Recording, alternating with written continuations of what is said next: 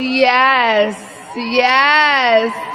Truly in life, you reap what you sow, and if what you sow happens to be a $180 million vanity project made by a feminist activist promoted way beyond her abilities, with practically no experience, only a vague understanding of the subject matter, and even less talent for actual storytelling, starring a blank-faced charisma vacuum with all the acting talent of a comatose Steven Seagal, and incorporating some of the most cringe-inducing scenes ever committed to film, then well, what you reap will be a big old dose of cancellation, my friends. Honestly, I don't know who's going to be more disappointed by all this, the dozen or so activists masquerading as Star Wars fans for whom this show was basically 1,000 wet dreams all congealed together into one sticky mass,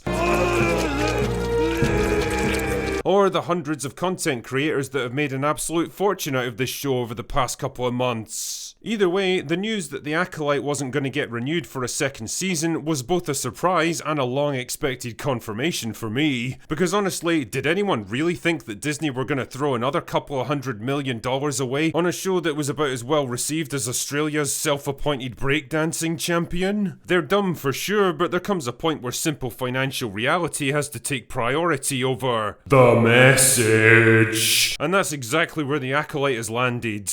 The more surprising aspect of all this was the public admission of the show's cancellation. See, Lucasfilm's normal strategy with big new projects that either fail spectacularly or never even get made in the first place is just to not talk about them anymore and hope that people forget they even existed. That way they don't have to answer any awkward questions about their horrendous mismanagement of one of the biggest brands in entertainment. So the fact that they were forced to straight up tell everyone that The Acolyte was so bad it was definitively getting cancelled is a pretty strong indicator that they know how much everyone fucking hated this show. And damn man, it's got to be a bitter pill for Kathleen Kennedy to swallow. As much as characters like Rey and Ahsoka helped to satisfy her activist cravings for a little while, they were only ever going to be compromise solutions that failed to go as far as she wanted.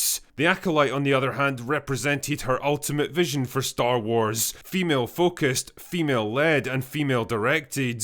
And funnily enough, it was rejected by absolutely everyone. It was a rejection not just of the show itself, not just the terrible characters and the awful writing, but of everything that modern Lucasfilm aspires to be. And this is where the blame game begins, because when a show as big and progressive as The Acolyte crashes and burns, a convenient scapegoat must be found. Pretty soon you'll be seeing all kinds of weapons-grade cope from the legacy news media that Star Wars fans were just too dumb and bigoted to understand the sheer majesty of The Acolyte, or that the show was an innocent victim of review bombing, or even that YouTubers were somehow to blame for it all. Here's the thing, we don't make the news, we just comment and occasionally laugh at it. The cold harsh truth is that the mythical, modern audience that Lucasfilm have been chasing for 10 years now simply doesn't exist, never has existed, and never will exist. The people who shout most loudly about it on social media don't actually care about shows like The Acolyte and won't even bother to watch it. All they care about is what it represents, the message it puts across,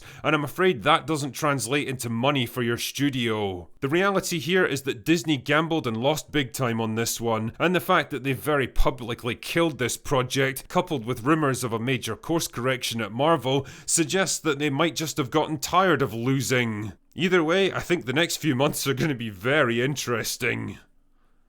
Anyway, that's all I've got for today. Go away now.